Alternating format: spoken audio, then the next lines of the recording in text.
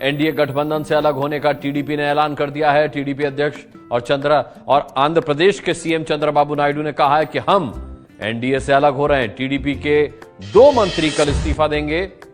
Naidu PM से बात करने की कोशिश भी कर चुके हैं, लेकिन पीएम लाइन पर नहीं आए, ये नायडू ने खुद कहा। पिंकी राजपुरोहित हमारे साथ जुड़ रही हैं। पिंकी, अब अटकलें खत्म हुई और ऐलान हो चुका है चंद्रबाबू नायडू की तरफ से कि वो सरकार में नहीं है।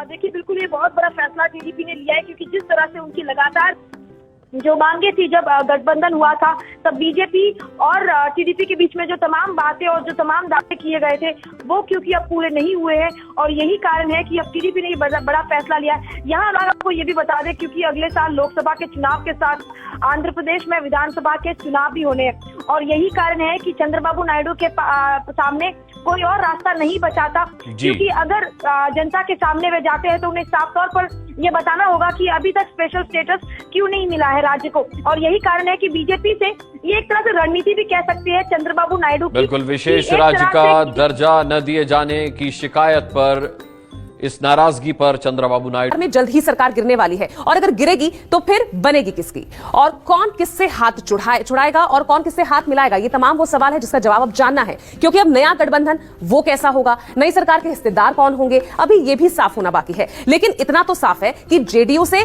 आरसीपी सिंह के इस्तीफे के साथ ही अब बिहार में खेला शुरू हो गया है। रिपोर्ट देखिएगा। गठबंधन में बनाए रखने की जिम्मेदारी भारतीय जनता पार्टी की भी उतनी ही है जितनी जनता दल यूनाइटेड की है। सहमत क्या रहेंगे उनका वो अपना वो काम कर रहे हैं, हम अपना संगठन हम मजबूत कर रहे हैं, उनके बयान से हम लोग सहमत क्यों रहेंगे? अरे भाई, भारतीय जनता पार्टी तय करेगा कि जदयू का कौन मंत्री होगा। बिहार में सिंगल लार्जेस्ट पार्टी हम हैं, पर हम चुपचाप हाथ पे हाथ धरे बिहार की में अस्थिरता के ये तत्व तो देख नहीं सकते। बीजेपी जिस तरह से एक्ट कर रही है केंद्र में भी और अन्य राज्य में भी, उसका अंत होना चाहिए।